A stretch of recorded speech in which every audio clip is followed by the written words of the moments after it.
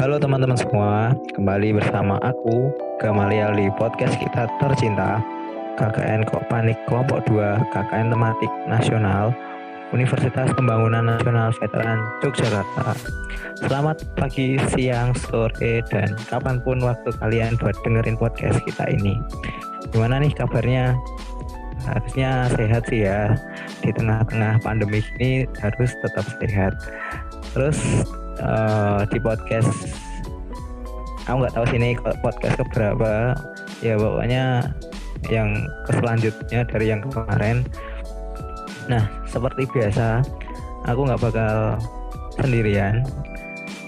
Aku bakal ditemenin dari salah satu anggota juga dari kelompok kami, yaitu yang domisilinya di Semarang. Ya nggak jauh-jauh sih, cuman utara dari Jogja. Nah, langsung aja nih, nggak usah lama-lama. Aku panggilin Diki Herlambang dari Teknik Lingkungan. Halo saudara Diki. Halo Mas Gama. Wah, ini dari Semarang nih. Bagul Ya, Bandung ya Mas, Semarang itu. Mas, Bandungan tepatnya Mas. Oh iya, Bandung Presto. Bandung Risto itu Semarangnya. Kalau saya kan Kabupaten Semarang, biar nggak salah tangkap dulu awalnya Mas. Oh, beda loh. Beda. Baru tahu nih Kalau aku. Semarang itu kotanya, kalau Kabupaten Semarang beda Mas. Kalau Semarang ada itu ibu kabupaten kotanya. sama kotanya. Nah, kayak gitu. Ada kabupaten. Wah, ya ampun, sudah berapa tahun saya sekolah dan saya baru tahu ya. Kadang suka kayak gitu Mas. Wong Ungaran ngaku Semarang wis biasa Mas. Oh, biasa ya. Kalau tergaul. Oh iya. Biar nggak dikata itu ya terlalu Ya, deso. terlalu deso. Kalau bukan terlalu deso Mas. Oh, sama kayak aku. Aku ini Sukoharjo, tapi orang tuh nggak tahu Sukoharjo. Taunya itu Solo. Ya udah, aku ngaku orang Solo. Solo corak. Solo coret, Solo baru ya. Terus ini gimana nih kabar KKN daring? Aman toh? Lancar kan? Alhamdulillah lancar saja ini Mas, kayaknya Mas. Wah, nggak ada kendala ya? Iya, kendala pasti ada Mas, tapi kalau ada kendala didiskusikan sama yang lainnya kan pasti ada solusinya pasti Mas. Wah, ya benar sekali. Nggak disimpan-simpan sendiri ya toh? Nah Mas, bener Mas. Terus ini nih, kan kalau kita baru awalan masuk kuliah nih, pikiran kita kan KKN-nya wah langsung kita terjun ke masyarakat. Wah, tapi nggak disangka-sangka malah KKN kita tuh daring. Masih nyangka nggak sih kita tuh KKN daring gitu? Ya awalnya ya nggak nyangka sih Mas, kok bisa ya KKN daring. Tapi ya gimana lagi, karena gara-gara wabah kan jadi KKN daring gitu. Sebenarnya percaya nggak percaya sih, tapi ya walaupun daring kan tetap di tempatnya sendiri, terus tetap berbaur sama masyarakat kan. Ya cuman kesannya beda aja sih, nggak ngerasain yang bareng-bareng sama teman-teman, sama satu kelompok yang lain. Kayaknya ya nggak nyangka aja gitu kalau saya Mas. Ya sendirian ya di Semarang, nggak ada yang lainnya. Bener Mas, sendirian nih Mas. Wah, terus nih Semarang di sana keadaannya gimana? Jadi apa itu masih pada betah nerapin si protokol apa udah mulai mager-mageran, pada jarang pakai masker atau sampai di tempat umum langsung masuk ya masuk aja, nggak cuci tangan atau pakai hand sanitizer. Itu gimana tuh keadaan di Semarang sekarang? Kalau di sini sih, kalau saya lihat ya banyak yang udah nggak itu sih Mas, nggak menerapkan protokol yang ada. Nah, mungkin masyarakat belum ada itu sih, belum ada kesadarannya.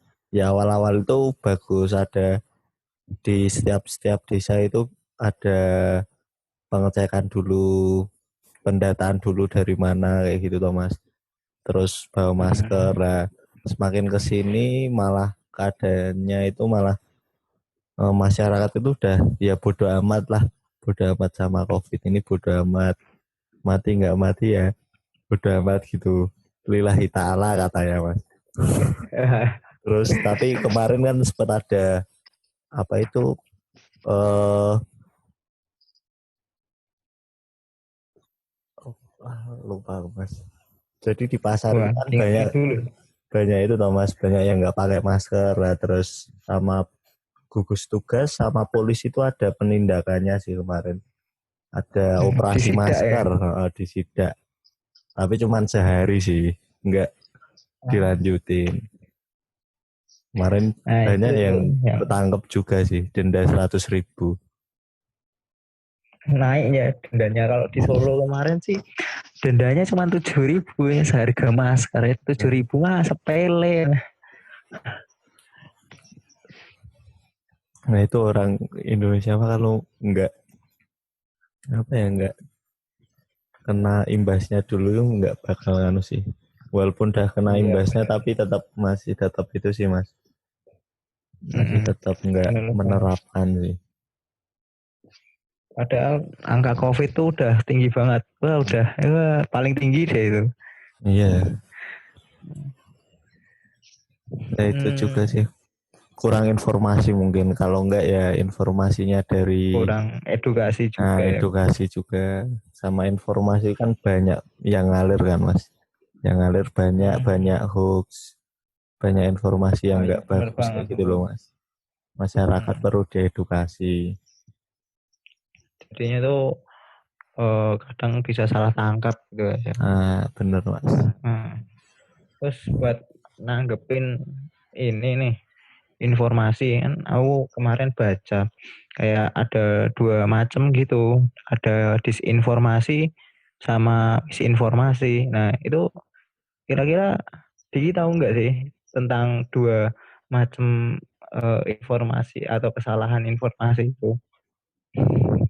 Oh, yang disinformasi sama yang misinformasi itu ya Mas. Itu masih bingung juga aku. Kalau setahu saya sih kemarin kan KKN ini kan kita juga dibekali kan Mas. Kita sebelum terjun ke masyarakat kan juga dibekali kemarin sama Kemendikbud ngadain pembekalan juga. Terus kebetulan kemarin juga dibekali tentang informasi ini terkait dengan edukasi kan butuh penyebaran informasi. Nah, terus kalau misalkan di edukasi itu ada beberapa informasi yang nggak valid atau informasi bohongan lah, yaitu dibagi sama disinformasi sama misinformasi. Nah kalau disinformasi sendiri sama misinformasi itu beda. Jadi kalau disinformasi itu informasi yang sengaja disebarkan secara palsu. Jadi disinformasi ini palsu, informasinya palsu dan sengaja disebarkan untuk tujuannya itu buat mempengaruhi opini publik atau bisa jadi untuk menutupi kebenaran kayak pengalian isu kayak gitu Mas. Nah, kalau yang misinformasi ini, nah ini informasinya salah. Terus dia itu disebarkan tapi tidak ada niat buruk sama sekali. Nah penyebarannya itu juga nggak sengaja. Jadi si penyebar itu nggak tahu ini informasi bener apa salah, tapi terus dia langsung nyebarin aja kayak gitu. Oh ternyata salah lah. Terus dia itu ternyata nggak ada niat buruk sama sekali dan nggak sengaja menyebarkan. Nah itu sih bedanya disinformasi sama informasi. Informasinya sama-sama salah tapi cuma niatnya yang beda. Kalau dis itu buat menutupi kebenaran atau mempengaruhi opini publik. Kalau miss itu berarti dia nggak ada niat buruk sama sekali dan nggak disengaja kayak gitu sih Mas. Sepenangkapan saya kemarin pas ada pembekalan itu. Berarti ya harus memang benar-benar kita bisa milih Nah, bener. informasi yang bagus ya. Kalau enggak ya apa ya? Ya kitanya jadi ikut arus ya. Iya bener mas, kan banyak kan di pandemi ini juga banyak informasi dari mana-mana kayak gitu kan. Mm-mm. Informasi kalau misalkan kita sebagai orang awam, kan kita nggak tahu ini, nggak punya dasar apa-apa ini kita memilah informasi itu. Nah kalau kita nerimanya mentah-mentah juga langsung kita sebarin kan Nah, nggak tahu itu benar apa salah. bener banget Nah, tuh. harus dipilah-pilah Kalau sih, bener banget harus dipilah. kalau enggak ya kita yang awam jadinya ya salah. Padahal Bener, kita cuma ngikut apa yang kita baca ya kan. bener mas. Sama tips nih buat Hmm, itu sih, Pak, kita menghadapi disinformasi sama misinformasi itu sih mas. Ada tips gimana sih. tuh gimana tuh? Eh, jadi kan banyak nih informasi COVID nih yang nyebar nih. Terus informasi kadang meresahkan, kadang eh, bikin kepanikan kayak gitu kan. Terus itu kita sebagai orang awam kan juga nggak tahu nih gimana benar apa salahnya. Nah, Hmm, terus untuk menyikapi itu mendingan kita eh, kalau dari saya biasanya nganu sih mas, kita pilah-pilah dulu, terus kita bandingkan dengan sumber-sumber yang kredibel kayak situs-situs di eh, Kementerian Kesehatan itu mas, Kementerian Kesehatan RI, situsnya dibuka dari situ. Terus dari gugus tugas percepatan penanganan COVID, terus dari WHO. Nah kita bandingkan informasi yang kita dapat sama informasi yang udah dijelaskan di situs-situs mereka. Jadi kita tahu ini ternyata apa informasi yang kita dapat itu benar apa salahnya kayak gitu sih mas. emang kita harus lebih banyak baca dan cari Nah ilmu ya benar. yang jelas. Terus nih kan sekarang tuh udah new normal ya, new normal. Ya walaupun apa ya sebuah kenormalan yang baru tapi ya kayak nggak normal. Nah Kita biasa ketemu orang nggak pakai masker, ini semua kemana-mana pakai pakai masker sampai masker. sampai kita mau panggil orang aja takut salah gitu kan gara-gara pakai masker. Wah iya benar. Wajahnya Nah mirip-mirip. sebenarnya itu buat pemberlakuan new normal ini syaratnya tuh apa sih di dalam suatu daerah? Nah, itu aku tuh masih kadang ini syaratnya apa ya tahu-tahu new normal. Nah itu gimana sih syaratnya buat diberlakukannya si new normal atau kenormalan baru ini?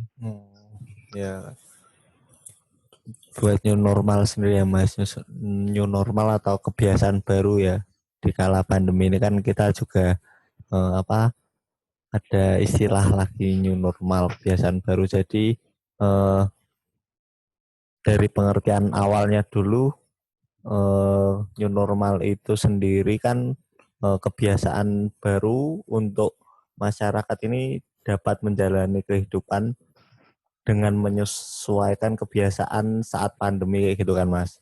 Terus pasti kan itu juga ada syaratnya sebelum kita menerapkan kebiasaan baru itu pasti ada syaratnya. Kalau dari kemarin, dari pembekalan kemarin itu sempat juga dipaparkan materi syarat-syarat untuk memberlakukan new normal.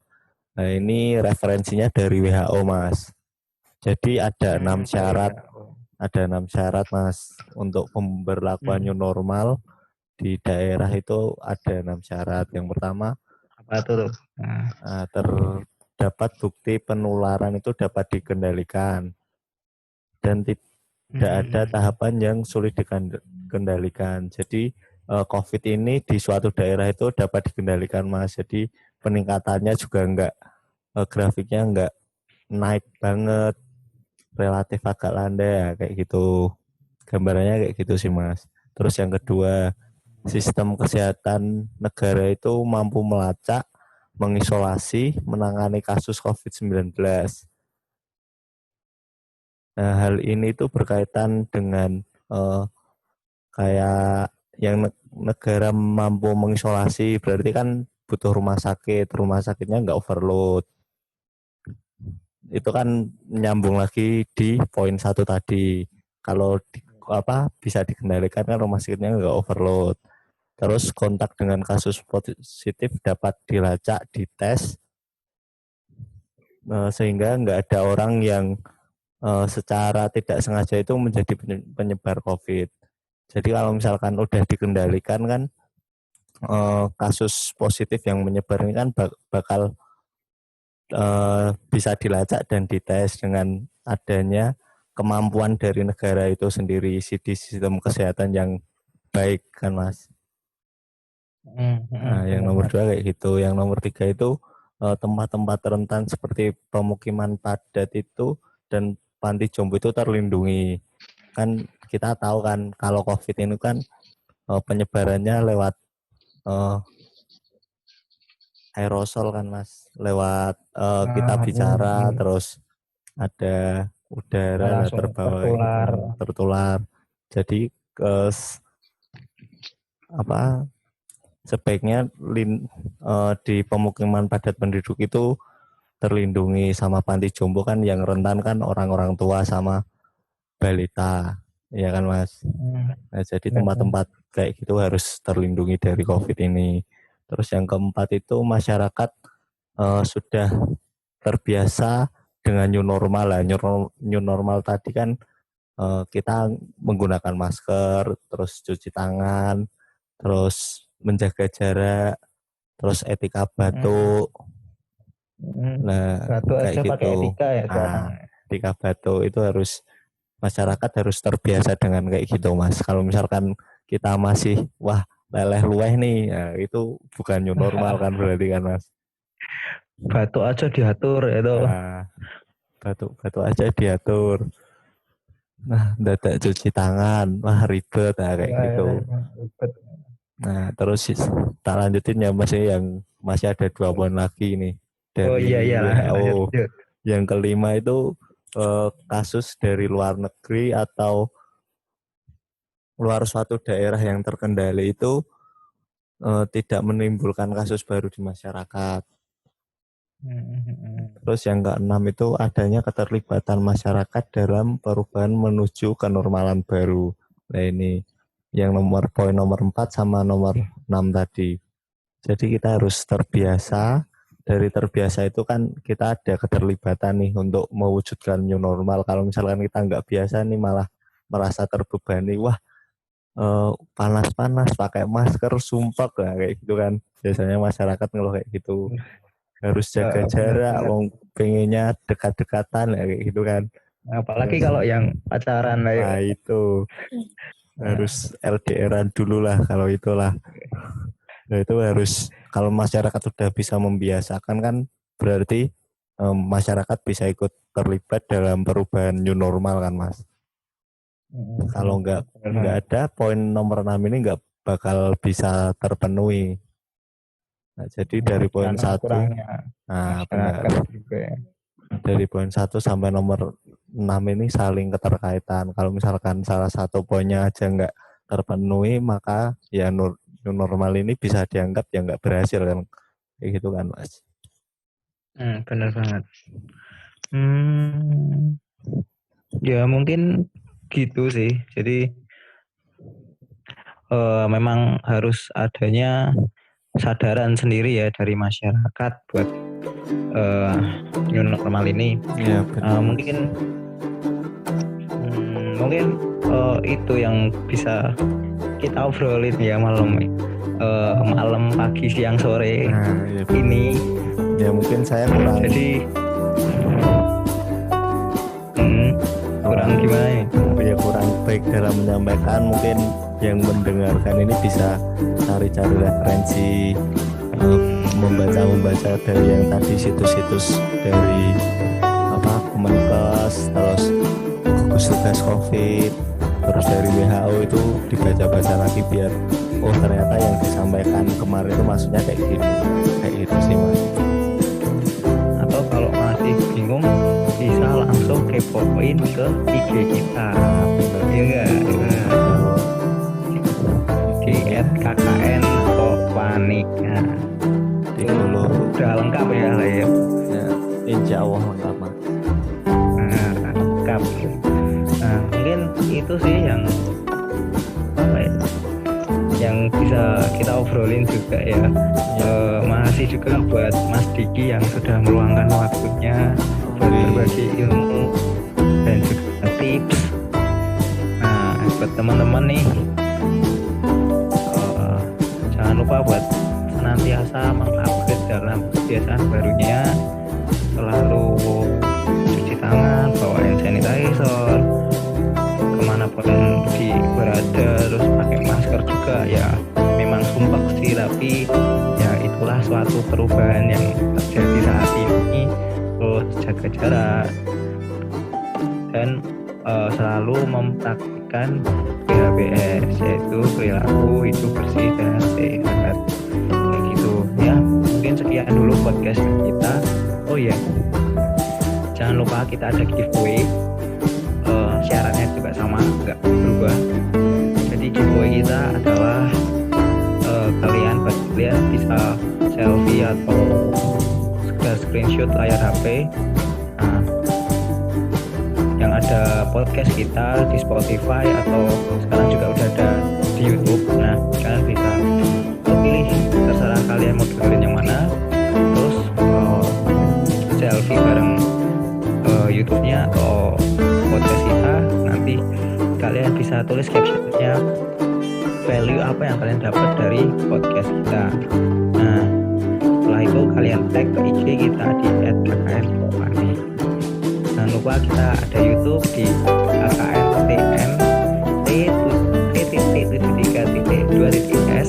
Itu juga ada banyak sekali informasi yang bisa